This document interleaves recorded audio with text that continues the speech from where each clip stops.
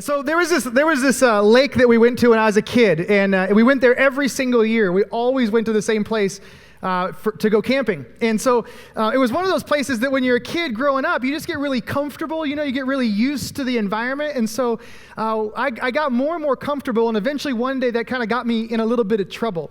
See, the lake that we actually went to go play and fish and do all the different stuff we did in, that lake was quite a distance from the campground where we camped.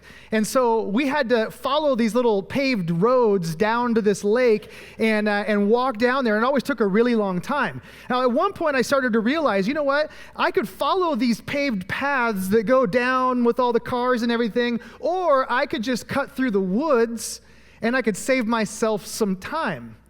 So about the moment that I started feeling like a man, like I started feeling as I'm growing up, finally you're like, you know what? I can do this. I can do it on my own. I know where I am. I know where I'm going. I decided one day, I was like, you know what? I'm going to cut through the woods. It's a very memorable day for me. Because here I am in the woods. And suddenly this feeling comes over me. This feeling of, I have absolutely no idea where I am, right? And I no longer feel like a man. I feel like a little boy. How many of you have ever been lost before? You know that feeling, right? Notice ladies are real quick to raise their hand. Guys are like, I don't want her to see me. Look at her. I had this moment, all of a sudden I realized, you know what? I'm lost. Like, I know this is a shortcut. I know this started out me thinking I'm going to get where I'm going. And I had this moment of all of a sudden like panic. I don't know how long the next 60 seconds felt in my mind, but it probably felt something like an hour somewhere around. But the next 60 seconds for me, I was just like, okay, I'm going to probably die out here. Someone's going to find my body. Hopefully it's not my parents. That would just, I was just, all of a sudden I realized like this, it's over, and I'm worrying, I'm panicking. There's just fright, all these different anxieties are coming up inside of me. And so while this is all welling up inside of me, finally it reaches to this boiling point where I decide I'm going to start running, right? I'm going to run because when you're lost, that's what you do, right? I'm lost. I better run, right? Because if I run, I'll just not be as lost. No, you just get lost faster, right?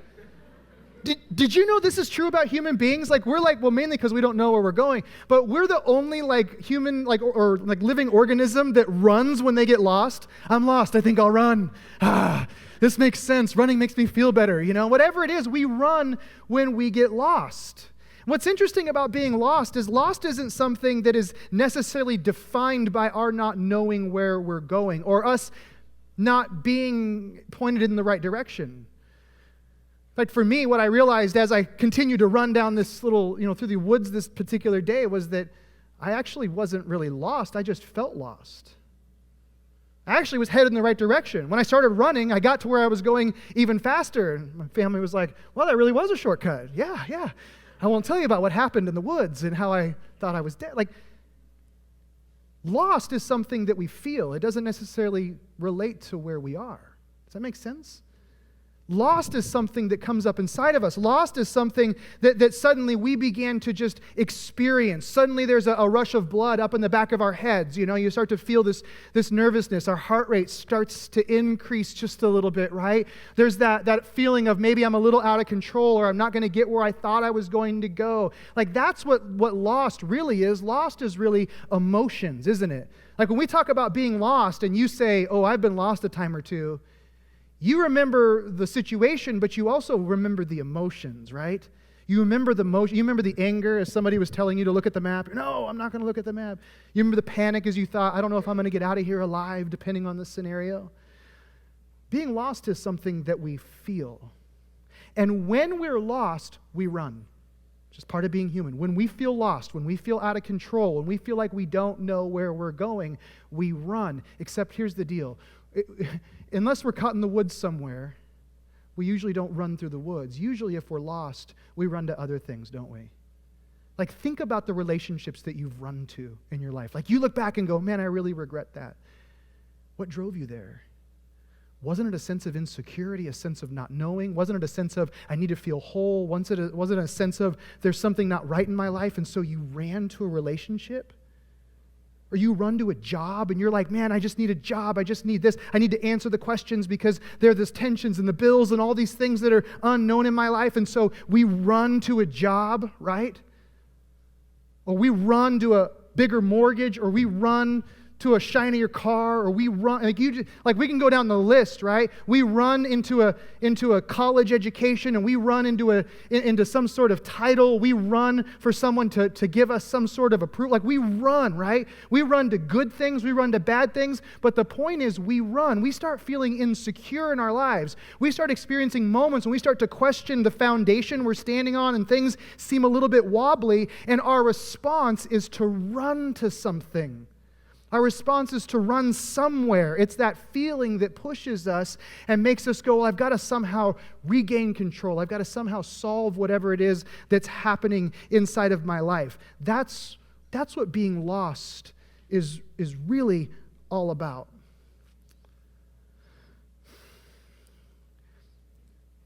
The story of David takes a turn this morning. And David finds himself feeling exactly what we feel. He finds himself in a situation where,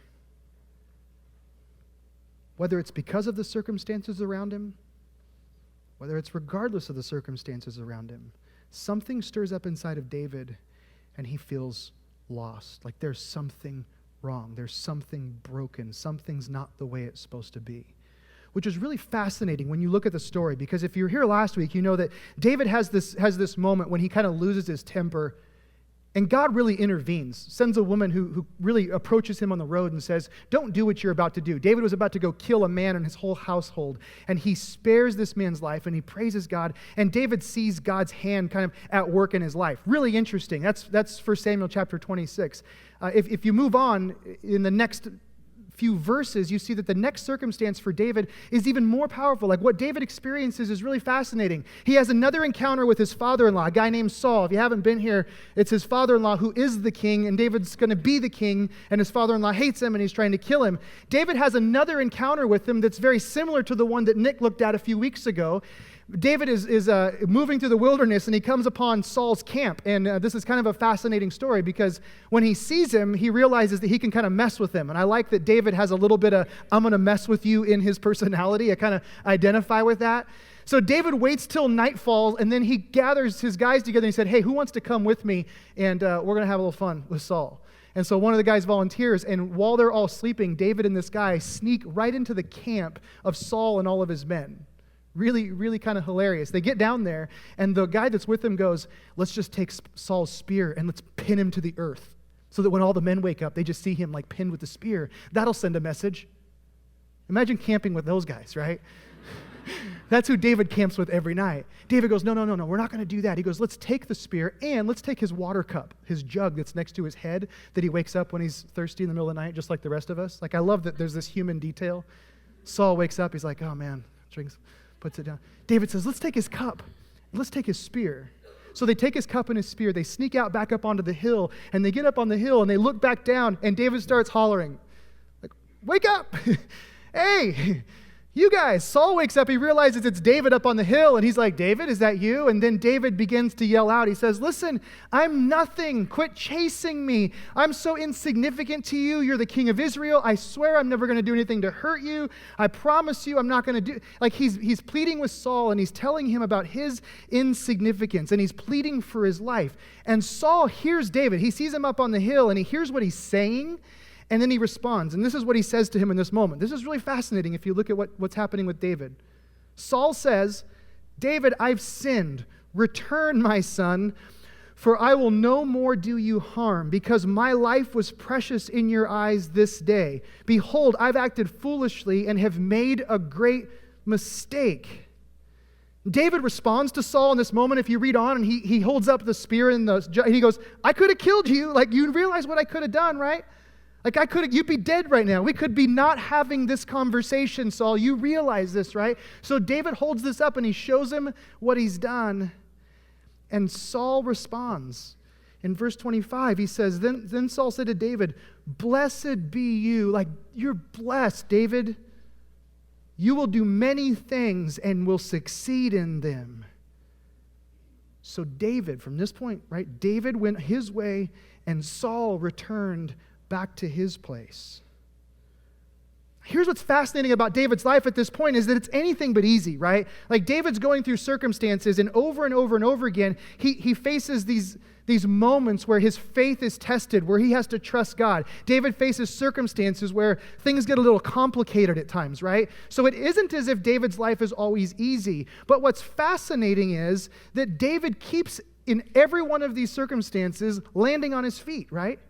He's like a cat. Like every time David experiences something bad, he just comes back around, lands on his feet, and he's like, okay, here we go. Like David just, like, everything just keeps going well. I think that's part. I'm not sure if Saul is blessing him or just identifying a reality when he says, blessed are you, my son, for you're successful wherever you go. Like, part of that's a blessing. Part of that's an acknowledgement. Like, David, it doesn't seem to matter what you do. The trajectory of your life is always up and to the right. Like, you always, like, everything seems to be moving in the direction that God promised you way back when. And it doesn't matter how rocky this is, the trajectory is always going that way. The momentum is always up and to the right. It just seems to go that way. At some point, you have to stop and look at David's life and realize it is painstakingly evident that David is going somewhere and that God is on his side. That's what makes David's response in the next chapter so unusual and so remarkable. If you turn to chapter 27, it starts in the most peculiar way. Like, you think about David's life, the trajectory is going up and to the right. Everything's looking this way. And he has this interaction with Saul. Saul says, I'm not going to bother you. I'm going to go my way. You go your way. Verse 1 of chapter 27 says, then, like as in right after this moment, as in I just played a prank on Saul and got away with it, as in Saul just promised to not mess with me, then David said in his heart, now I shall perish one day by the hand of Saul. Wait, what?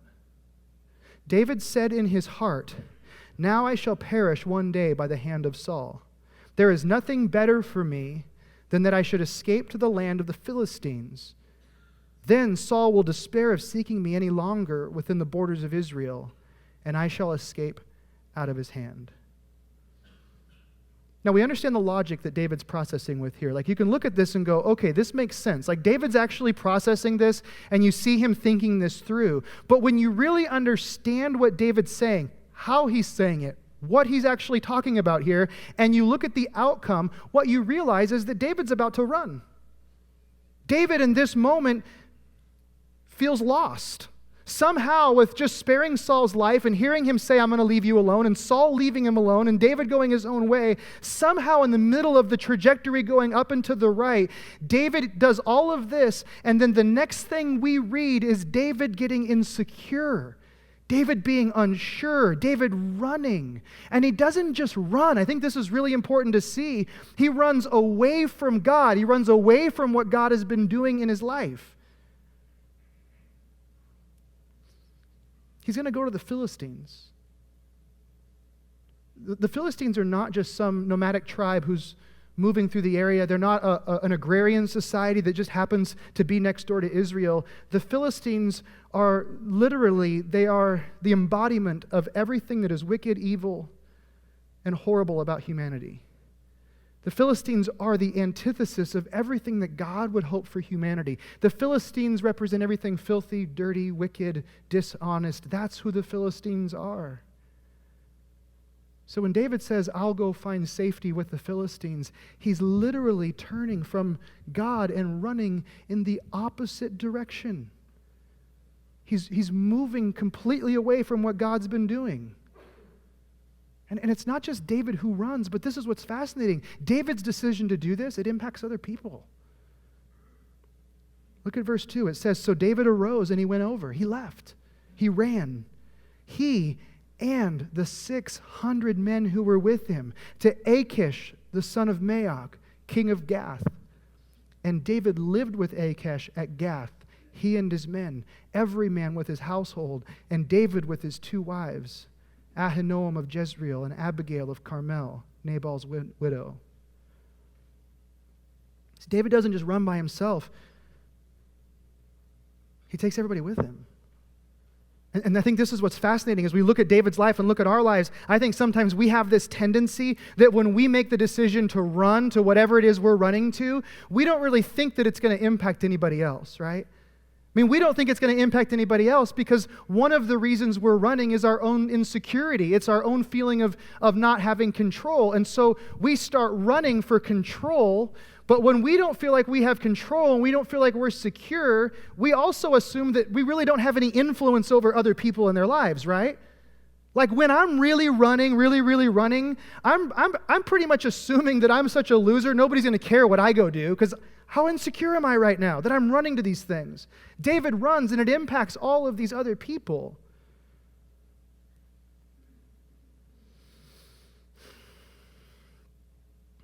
Verse 4. These people go with David. They run to the Philistines. And then check this out. I think this is really important for us to really get a hold of. It says, when it was told Saul that David had fled to Gath, he no longer sought him. I think this is a really, really important sentence. When Saul hears that David went to the Philistines, he didn't pursue him. We don't know why. We don't know if it's just that he went to that place. We don't know if that Saul meant what he said to David that morning on that hillside. We just know that when David ran, listen to this. When David ran, David got what he was looking for. When David ran, he got what he was looking for. What was David looking for? Security, right? David was looking for peace. David was looking for calm. David was looking for that moment when he could just breathe and go, okay, everything's okay. Everything's going to be okay. He wanted the pressure just to be gone. He didn't want to live with the anxiety of wondering, would Saul be around the next corner? He's trying to solve this sense, this feeling that's inside of him of being lost and out of control. And based on verse 4, he got exactly what he was looking for. And I think that's really important for every single one of us to acknowledge. Because when we run, when you run and when I run, and when we chase whatever it is that we chase, when we go back to whatever it was that used to make us feel comfortable because we want to feel comfortable again, like when we grab for whatever it is that we think is going to make us feel secure, when we fill ourselves whatever it is we think is going to make us feel full, here's what happens every single time. It does. It does. It absolutely does. It does do that. It does make us feel full. It does give us something to hold on to. It does relieve the anxiety. It does take the pressure off. It does those things. It will feel good. There will be a calm that enters our heart. There will be a calming of the anxiety that's in our soul. That happens. It happened for David. It happens for us. But here's the deal. It's temporary. You know how I know it happens? It's because we always go back, right? We're always going back. But it's temporary. David goes back. And it's temporary. That's the way it always is with the running away, with the running to whatever, with the running to try to get rid of the lost feeling inside of us. We run, and at first it feels good. The problem is, it's like me in the woods. If I'm not pointed in the right direction, this running's only going to get me more lost, right? And for most of us, our running, the running that we do, just gets us deeper. When we run, we just get more lost. The further we go, the deeper we go, the greater the sense of, what have I done? In fact, not only does it only last for a short amount of time, but usually what happens to us is what happens to David in this story. David runs, he feels temporary relief, and then look at what happens next in verse 5. It says that David said to Achish, if I found favor in your eyes, let a place be given me in one of the country towns that I may dwell there. For why should, and I just want you to listen to what he says here. Listen to what he says to the king of the Philistines. Why should your servant dwell in the royal city with you? Why should your servant? David is humbling himself. I mean, You got to stop and just like see what he's doing here. David just becomes, like in this moment, David becomes a servant to Achish. He gives him authority. He says, listen, I don't even want to live in the royal city with you. Just let me go live in one of the cities that submits to you. I'll serve you. He tells him, you'll be king over my life and I'll serve you. And in this moment, David becomes a slave to what he ran to, doesn't he? David becomes a slave to the very thing that he thought would save him. Sounds familiar, doesn't it? We become slaves to whatever it is we run to. The feeling of insecurity creeps up inside of us, and suddenly we feel lost. We run to whatever it is that will give us hope to make that feeling go away. And at first it works. And then all of us that have a little bit of experience will know and say, eventually it enslaves you. You become a slave to it. You serve it. Now it has control over us. The job that you ran to, now you find yourself living in it and going, why did I run to this? Why did I do this? The relationship that you sought, thinking it would make you whole, and you go, man, there's so much brokenness. The sex that we pursued in illicit ways, we find ourselves going, man, I really regret those sorts of decisions. The mortgage that we have that we just feel like never goes away, we're in bondage to it, right? The vacation that you paid cash or paid credit with your credit card for, right? And you go, why did we do that? I wish I wouldn't have. Like, we always run to these things and we think it'll alleviate the pressure, it'll make it feel better, right? The substance that we consume, whatever it is, these things, maybe there's some things that are good things, maybe there's things that are neutral things, but if we've run to those things to try to fix whatever's going on inside of us, those things eventually become our masters and we become their servants. Whatever it is that you run to, whatever it is that you have, will, or consider running to, the temporary relief leaves and slavery creeps in. That's what happens with David. Verse 6 says this, that David says this to King Achish, and Achish gave him Ziklag, little town not far from his little town in Gath. David, you can live there. It always gives you a little something, right? Therefore, Ziklag has belonged to the kings of Judah to this day. And the number of the days that David lived in the country of the Philistines was 1 year and 4 months. 1 year and 4 months. I'm not great at math, but that's 16 months. Right? 16 months is a really long time. Like, David disappeared, you guys. That's what this is saying. David disappears for 16 months. Like, he runs, and when he runs, he is gone 16 months.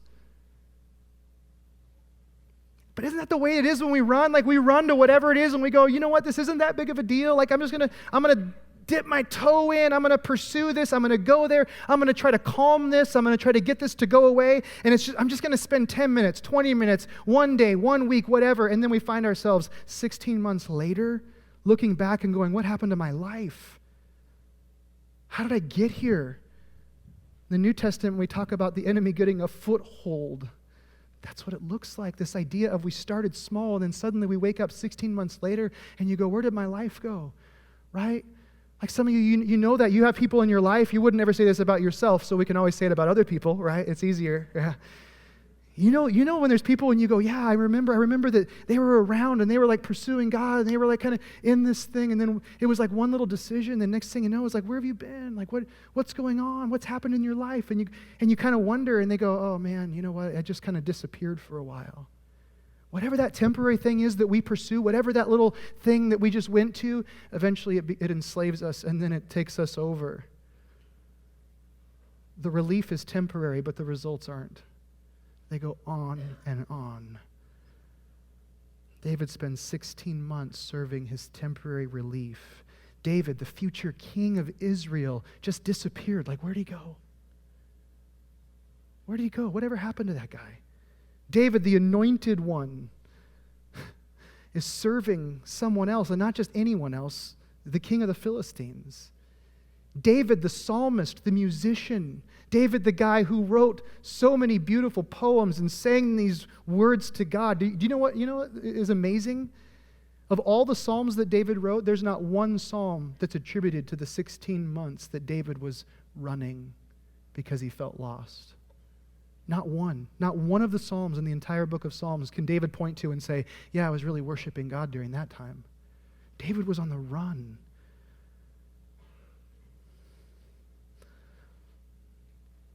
It's always good to look at this in someone else's life and not our own, huh?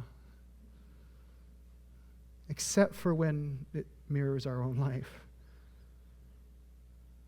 It's like we look at it and we go, man, this seems crazy. David, why would you do that? It seems so obvious. There's this really poignant scene, really powerful. Later on, David's been pillaging and he's been living this life with the Philistines. He's been warring. And then in chapter 29, the Philistines are getting ready for battle, and they're calling all the different tribal leaders to come and fight together for this one particular battle.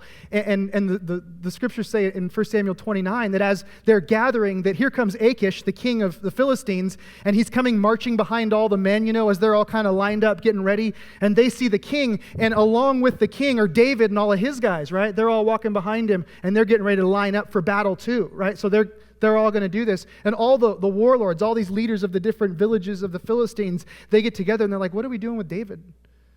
Like, why is he here fighting with us? In fact, can we even trust him? There's a high probability David will turn on us in the middle of the battle. He'll kill us, and we can't trust him. And so they go to Achish and they say, we don't want David here anymore. Isn't that the way it happens? Like, whatever you ran to eventually just kicks you out.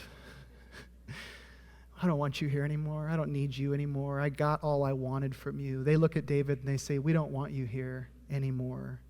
And then Achish comes to David, and listen to what he says to him in verse 6. Achish called David and said to him, as the Lord lives, you've been honest, and to me it seems right, which how much do you take the king of the Philistines' word for it? To me, according to my morals, according to what a great guy I am as a slaughterer of humanity, it seems right to me that you should march out and in with me in the campaign, for I have found nothing wrong in you from the day of your coming to me to this day. Nevertheless, the lords do not approve of you. So go back now and go peaceably, that you may not displease the lords of the Philistines. That's where David's life is at this point. We don't want you to displease the lords of the Philistines. So David leaves with his men, okay? It's 3 days to go back to their home little village that they've been given. And in chapter 30, they're returning. And it's like these guys are walking for days. And you can imagine the scene as they crest this hill and they look down on the valley where they've left their wives and children and livestock. And chapter 30, verse 1 says that when David and his men came to Ziklag on the third day, the Amalekites had made a raid against the Negeb and against Ziklag. They'd overcome Ziklag and burned it with fire and taken captive the women and all who were in it, both small and great. Do you realize the significance of this? David left his village unattended.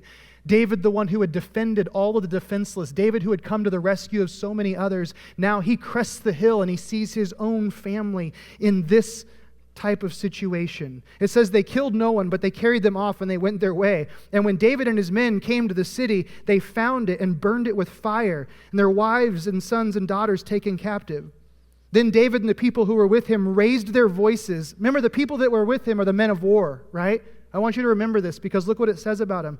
David and the people who were with him, the men of war, raised their voices and wept until they had no more strength to weep. These are soldiers who are screaming and weeping until they have no more energy to weep. Their life is in ruins, and it's David's fault, right? David's 2 wives had also been taken captive, Ahinoam of Jezreel and Abigail, the widow of Nabal of Carmel. And David was greatly distressed. Really? Absolutely he is. But the people spoke of stoning him. Why? Because his decision to run had impacted all of them. Because all the people were bitter in soul, each for his sons and daughters. You just imagine this moment of them standing there and just seeing the rubble and the smoke is rising. And there's just chaos and confusion and men are weeping. They have no strength left from their weeping. And David, there's got to be this moment when David just realizes, like, look what I have done. Like I ran. The trajectory of my life was going this direction, and I just ran. Some of you, you know this. You've had this experience where you ran to something, and some of you it was 10 years ago, and some of you 10 months ago, and some of you 10 days ago, right? But you ran to something, and then all of a sudden there was that day when you crested the hill on your life, when all of a sudden you looked down, and for whatever reason, whatever moment, whatever was going on, you suddenly had the ability to look at what you were doing, to look at what had happened, and you just go, what is this? Like, what is this? Like, what's gone on? This is such a mess. It's a disaster. Like, we all face those moments. We face them in all those different things that we run to, all those things we looked for security that didn't offer it. Eventually, they fail us, and eventually we find ourselves standing in the middle of it going, what do I do with this now? And we have one of two choices. The first choice is what most of us do. The first choice, because there's this fork in the road, the first choice is the one that seems the easiest. We get right back in the middle of the mess and we go, you know what, I guess I just have to rebuild this. So we start putting out the flames. We're covered with soot and ash. We start trying to rebuild the village, whatever it was. Man, I made my bed, I guess now I got to sleep in it. What goes around comes around, right? We just start, I guess I just got to live in this. We start rebuilding our life. We severed so many ties with family members. We hurt so many people along the way. We broke ourselves, and we did things we think we can never forgive ourselves, and certainly God will never forgive us for. Like we just talk ourselves and go, you know what, I guess this is it. I guess this is life. And so we just kind of re-up. We just keep running in the same direction. We keep doing the same things. We replace one thing we're running for another thing we're running for. We can do that. We do that. That's how so many of us live. We can do that, or we can do what David did. There's another option in this. 1 Samuel chapter 30 says that when David sees his burned out life, he stops, and in that moment he does something that he hadn't done. It wasn't recorded. There's no evidence of it. He does something that he hadn't done in 16 months. Verse 6 says that David's greatly distressed, for the people spoke of stoning him because all of the people were bitter in soul. My life is ruined, each for his sons and daughters. But David strengthened himself in the Lord his God. And then if you read on in verse 8, it says that David begins to seek God, and he says to the Lord for the first time in a long time, what should I do? What do you want me to do? This is your life. This isn't my life. What do you want me to do? That's so powerful because this whole thing began with the opposite. If you think back to the very beginning of this, do you remember what David said and how we got here? Chapter 27, verse 1. Let me just read it again for you. This whole thing started, the running started when David said this. It says in verse 1, then David said in his heart, now I shall perish one day by the hand of Saul. There's nothing better for me that I should escape to the land of the Philistines. David said, in his heart. In his heart.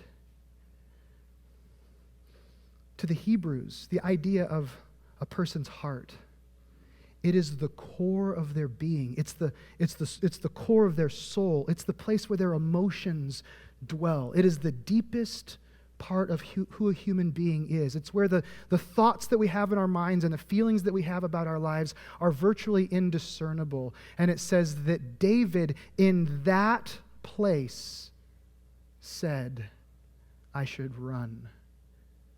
David in that place felt insecure. David in that spot of his life felt so desperate that he said, I've got to do something about this. When you read the Old Testament and you read about people who have this phrase attached to him, you read in the Psalms, like Psalm 53 says that a fool says, in his heart there is no God. That's a phrase that's repeated throughout Scripture. Some of you are familiar with that. The reality of that psalm and the reality of David's situation is that in our hearts, in the deepest core of our beings, we can believe things to be true that aren't. A fool can say in his heart, in the deepest place of who he is, there is no God, and yet that does not deny the existence of God. And David can say in his heart, surely Saul will kill me someday, but it doesn't mean it's true. What that means for all of us is that we can be on a trajectory in our lives, and even though it can be up and down, there are things that God's doing in our life, and we can question, we can stop, we can feel that this is as true as anything else that we've ever experienced. This is what's happening. This is what reality is, and yet it isn't what reality is.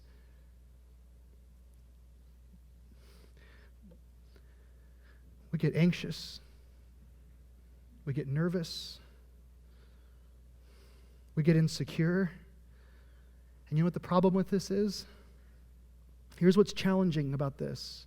We look at David's circumstance, and we've been told this, or somebody's told us this, or we've started believing this at some point. We believe this. We believe that if we're doing what God wants us to do, then we shouldn't feel insecure. Somewhere this gets wired into us. Well, if I'm in relationship with God, if this thing is really real and really vibrant, if this is really satisfying, if this is everything that's supposed to be promised, then there should never be moments when I feel that hole. There should never be moments when I feel that emptiness, when I feel that anxiety, when I feel that lostness of my life. That shouldn't happen to me. And yet the irony of that whole thinking is that this thing that we're in is called faith, right?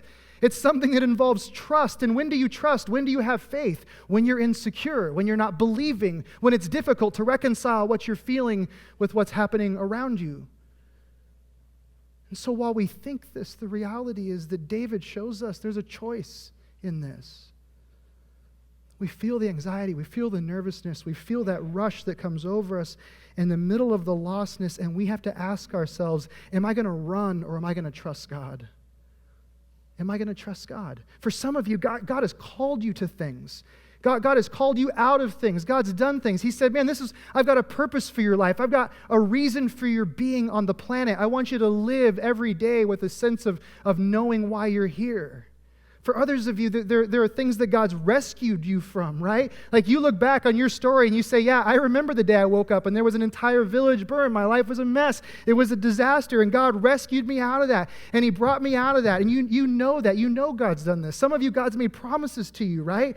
Like you know that God said, man, listen, I've got hopes for you and your children, and your life will be different someday than the life you're in right now. The problem is time goes on, and that calling or that rescue or those promises that have been given to us, those things start to lag. We start seeing Saul coming after us, and we start to question, is this real?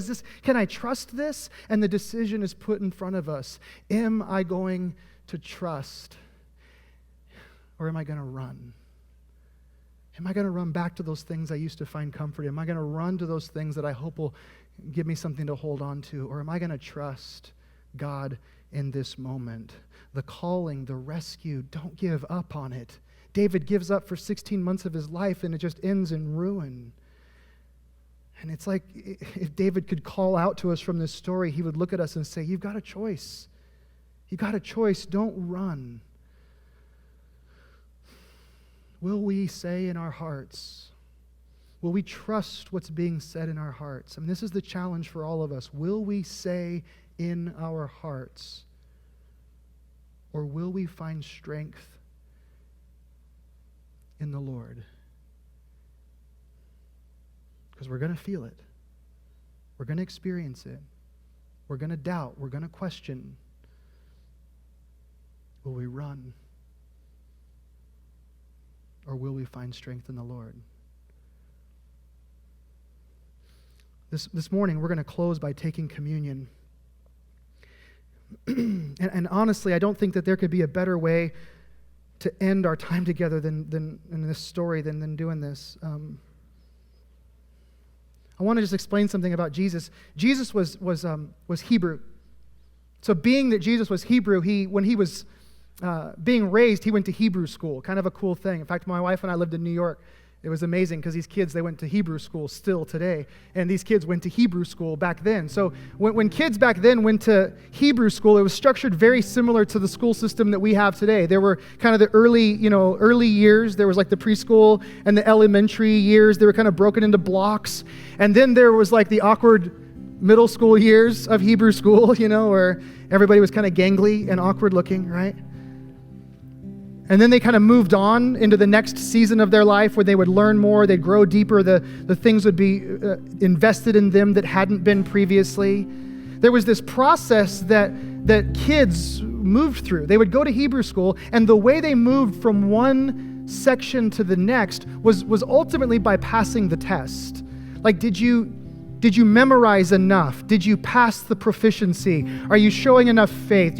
Are you exhibiting all the things and knowing the law and being obedient? Are you being a good Hebrew boy? Are you growing up the way you're supposed to? And if so, we'll let you continue moving through the process.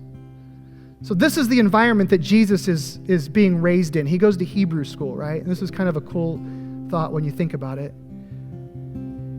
When they get to a certain point, there's a decision that has to be made. Every Hebrew boy that's gone through this process, eventually they have to come to a point where they go to a rabbi, they go to a teacher, and they ask the teacher if they can follow him, if they can be his apprentice. And what's interesting, the terminology that they used for this was they asked if they could bear their yoke. So some of you know that Jesus talked about his yoke being light.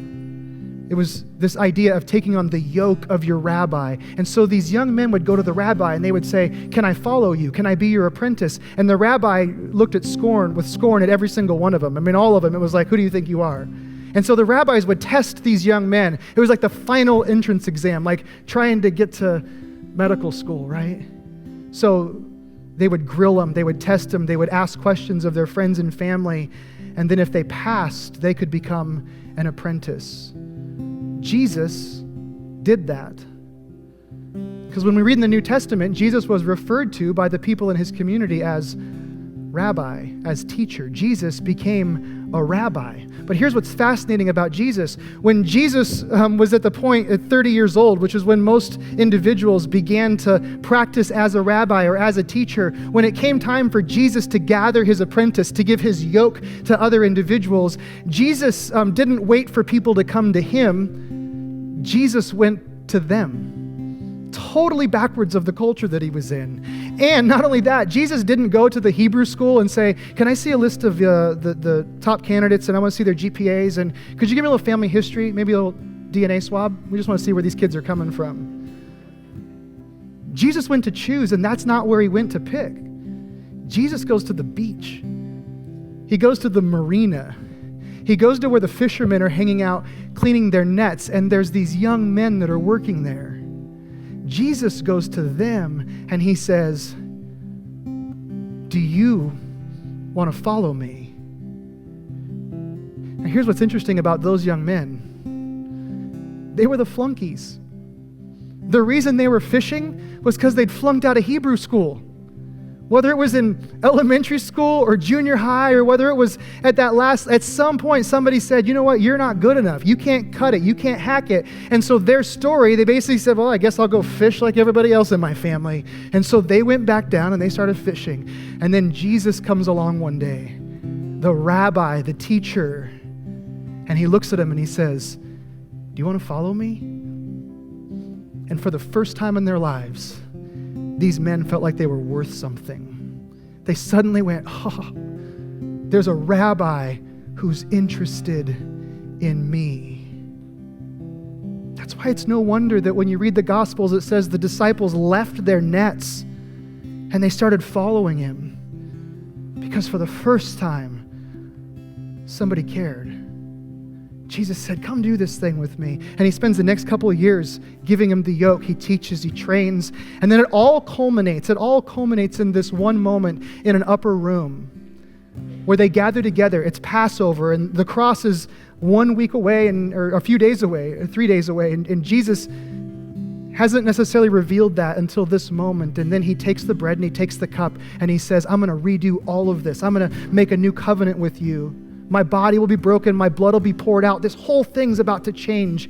And the disciples are hearing all of this. And when you read the New Testament, it says that in the hours that came following that, the disciples, they ran. They abandoned Jesus. He rescued them, man. Jesus, who met them on the shores next to their boat, they left him. Jesus, who had spent all those years defending their actions and apologizing for their rude behavior, like Jesus, who had been with them and brought them to the final moments before his crucifixion, they left him. They abandoned him. They denied him. Why? Lostness. They suddenly felt lost. I'm not in control. Can I trust this? You've told us all these things. Can I trust what you've told me? Do we keep doing this? Like, what does this mean? Like, suddenly they reached a moment when even though the trajectory said, keep going, they went, how do we keep going? How do we keep trusting you in this? And so they ran. They went back to fishing. You read in the book of John, there's this moment when the disciples, they go back to fishing and they're sitting in the boat. And I think there's probably a moment when they were like, man, it feels good to be fishing again, right? And then it says that after several hours, there were no fish. They couldn't catch anything. And I imagine there was another moment when they went, what have we done? Like, what have we done? Like, we left this and now we ran back to this. I think there was probably a moment sitting in that boat where they just saw the heaping mess and the ashes of what they'd done. And what's fascinating and what I love about Jesus is it's right in the middle of that moment that Jesus walks again down onto the beach. And he calls out to him and he says, hey, how's the fishing? It sucks. We haven't caught a thing. And Jesus says what he had said to them before, throw the net over the other side. We won't catch anything. Just do it. And they do it. They catch so many fish that suddenly they realize, oh no, it's Jesus. Peter basically dives in the lake in his underwear and swims to the shore. And Jesus meets him there.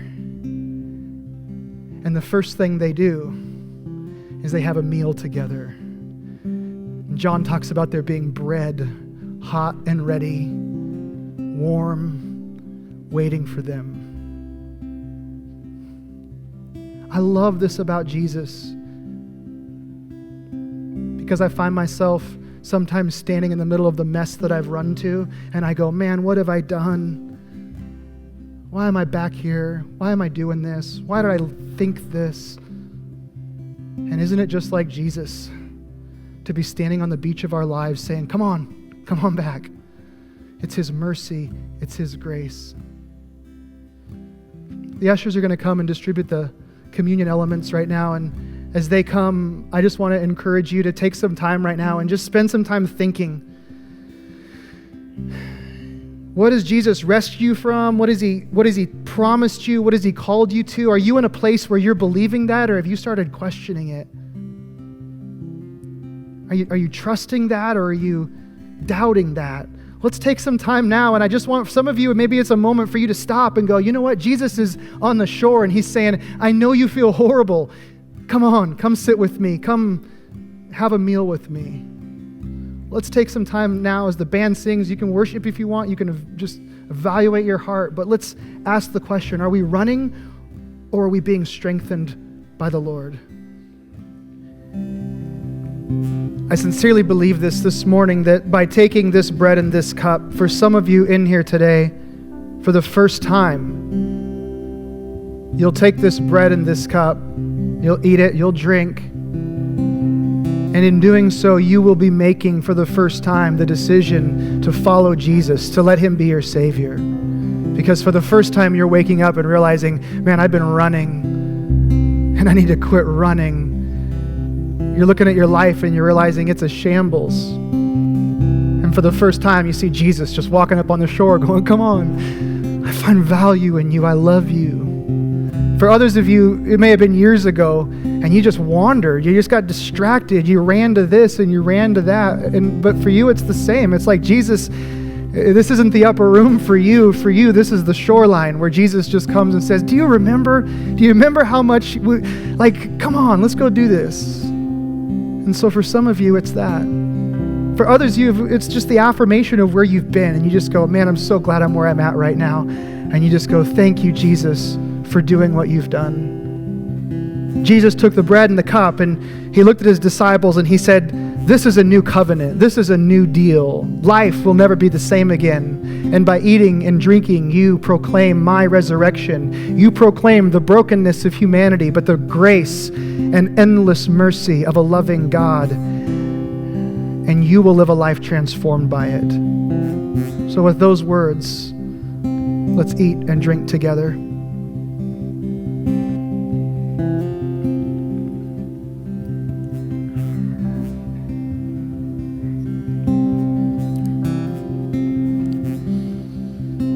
May you never, never lose the wonder of his mercy. May you never lose the wonder of his mercy. May you never, in the middle of your running, find yourself running and think, he won't take me back. May you find yourself sitting around a campfire, enjoying a meal with your Savior who welcomes you. May you find yourself strengthened in the Lord and living a life of faith and trust, even when we feel lost. Amen. I love you guys. Thanks for being here today. We'll see you guys later.